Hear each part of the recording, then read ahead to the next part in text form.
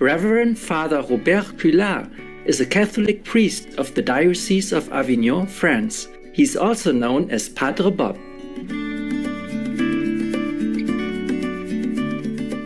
Aside from preaching, he's also an environmental and animal activist, as well as a vegetarian advocate. He loves animals and defends them, and is strongly against factory farming. You may be surprised that Father Robert Cullard is well acquainted with heavy metal music and is a metalhead himself. Father Robert Cullard is the author of various books and wrote his first book, L'Âge du Métal, Age of Metal, in 2007, after coming into contact with heavy metal music. In 2015, he published Méditation biblique sur les animaux, Biblical Meditations on Animals, after discovering the shocking treatment of factory-farmed animals.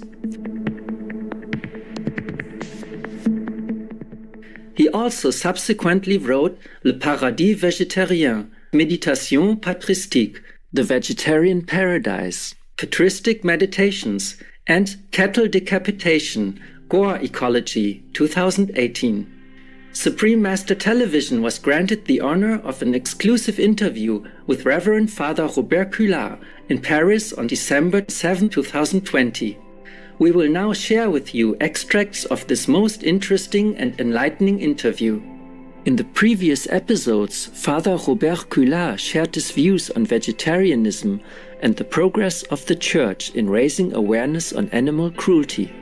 Today, Father Robert Cullard shares another quote, 221, from the Laudato Si 2015, calling all Christians to make the explicit change and to live in harmony with our animal friends and the surroundings. Et un dernier passage, c'est le numéro 221. J'invite, là, c'est l'appel du pape, j'invite tous les chrétiens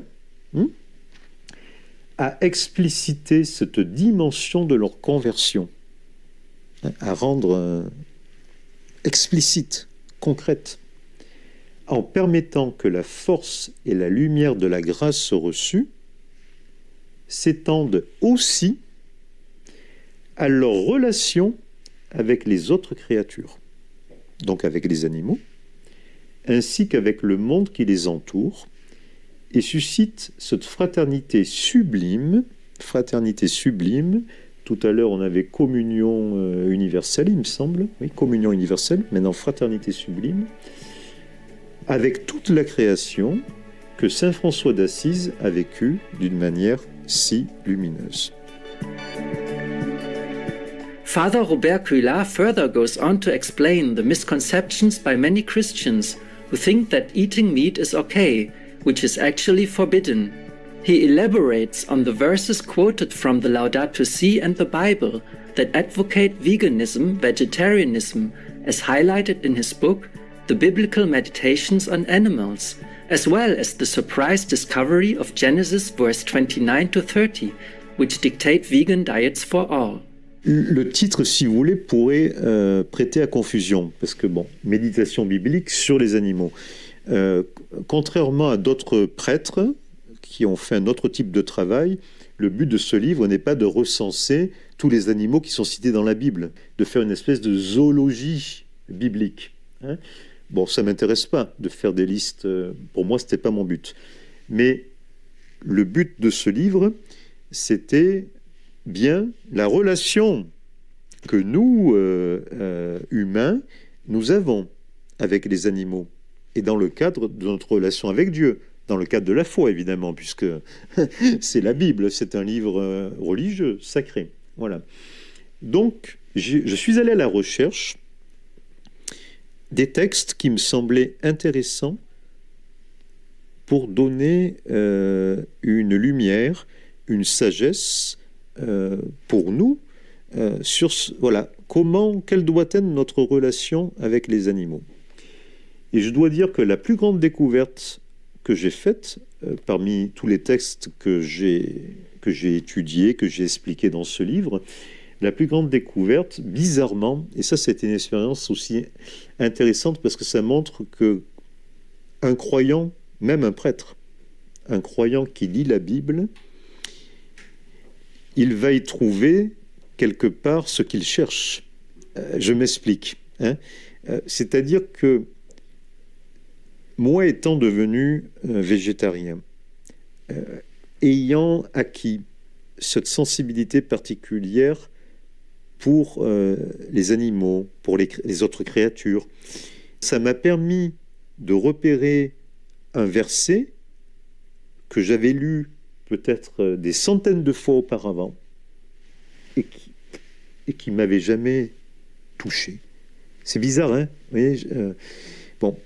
Et ce verset, c'est le verset 29 du premier chapitre de la Genèse. Je redis pour ceux qui nous écoutent que dans le livre de la Genèse, premier livre de la Bible, vous avez deux chapitres, les deux premiers chapitres qui présentent deux récits différents de la création du monde et de tout ce qu'il contient par Dieu au commencement.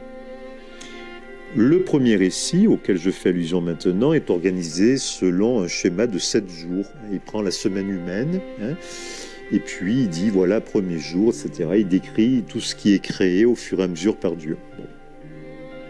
Et une fois que la création est achevée, au 6e jour, on arrive au verset 29 et 30.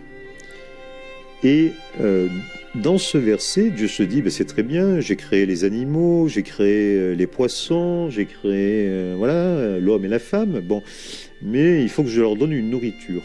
Là, on voit que dans ces deux versets que Dieu donne autant aux animaux qu'à l'homme et à la femme un régime qu'aujourd'hui, avec les mots d'aujourd'hui. Évidemment, la Bible n'a pas ces mots, ce serait un anachronisme. Mais aujourd'hui, on appelle ça un régime végétalien. C'est-à-dire que Dieu, clairement, dit, vous allez vous nourrir des fruits, des graines, des légumes. Et donc, vous n'allez pas tuer les animaux pour vous nourrir. C'est pas ma volonté.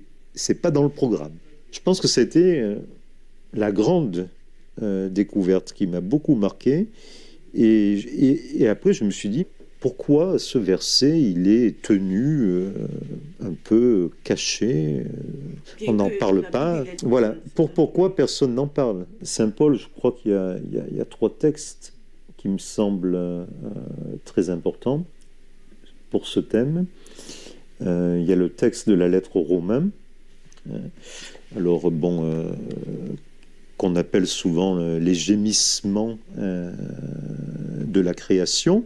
Donc, je vais vous donner les références précises, peut-être. Voilà, donc c'est la lettre aux Romains, chapitre 8, versets 19 à 22. Et là, en effet, il y a l'idée très belle chez Paul que le salut apporté par le Christ est cosmologique. C'est-à-dire que finalement, c'est le salut de toute la création, et pas seulement de l'homme et de la femme. Parce que si vous voulez, classiquement dans la théologie chrétienne, et là il y a une logique évidemment, les animaux n'ont pas péché. Les animaux sont innocents. C'est uniquement l'homme et la femme qui pêchent, et qui ont péché. Donc évidemment, à partir de cela, on a dit le salut n'est que pour l'homme et la femme. Il y a une logique, évidemment. C'est logique, puisque c'est l'homme et la femme qui ont péché. Mais Paul considère, et le pape François reprend beaucoup cela dans son encyclique, il considère que toutes les créatures sont solidaires les unes des autres. Nous sommes une unique famille, avec les différentes espèces, bien sûr. Il ne s'agit pas de dire qu'un homme, c'est pareil qu'un chat ou qu'un chien. Évidemment, c'est différent. Mais nous sommes tous solidaires dans la création. Et donc, le Christ ne peut pas sauver seulement une partie de la création. C'est un salut cosmologique. Après, il y a 2 autres textes de Paul qui sont très intéressants. C'est dans la lettre aux Colossiens et dans la lettre aux Éphésiens, chapitre 1, chaque fois c'est le chapitre 1, Donc je vais lire un passage. Là, on est dans la lettre aux Éphésiens, chapitre 1, verset 10. Et voilà ce qui est dit. Dieu projetait de saisir l'univers entier, vous voyez, comme c'est pas seulement l'homme et la femme, l'univers entier, ce qui est au ciel et ce qui est sur la terre, en réunissant tout sous un seul chef, le Christ. Et si on prend la lettre aux Colossiens, c'est encore plus fort ce qui est dit.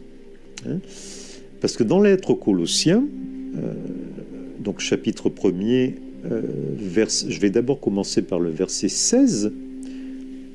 Au verset 16, Paul nous dit que tout est créé par le Christ et pour le Christ.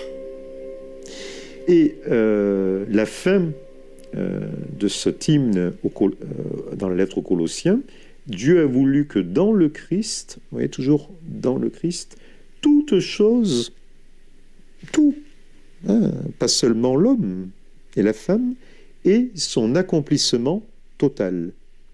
Il a voulu tout, et à chaque fois, il insiste toujours sur tout, réconcilier par lui et pour lui sur la terre et dans les cieux. Vous voyez, c'est très large, en faisant la paix par le sang de sa croix.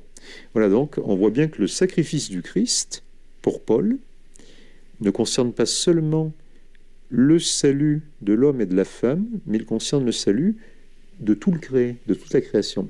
Évidemment, c'est beaucoup plus beau, c'est une très belle vision. Et le pape François, donc je vais vous le citer parce que je pense que c'est intéressant de le citer, reprend dans son encyclique Laudato Si, il reprend donc l'idée de la finalité. Vous vous rappelez, je disais tout à l'heure, traditionnellement, c'était la doctrine classique de dire les animaux ont été créés pour l'homme. Et on retrouve encore ça dans le catéchisme officiel de l'Église catholique. C'est encore dit comme ça. Mais je crois que le pape va plus loin. Il fait avancer cette doctrine en conformité avec saint Paul, parce que voilà ce qu'il dit: la fin ultime des autres créatures, ce n'est pas nous, mais elles avancent toutes avec nous et par nous. Alors vous voyez, c'est bien cette formulation, parce que ça montre à la fois avec nous. Ça veut dire que, comme je disais, c'est la solidarité entre toutes les créatures, et par nous.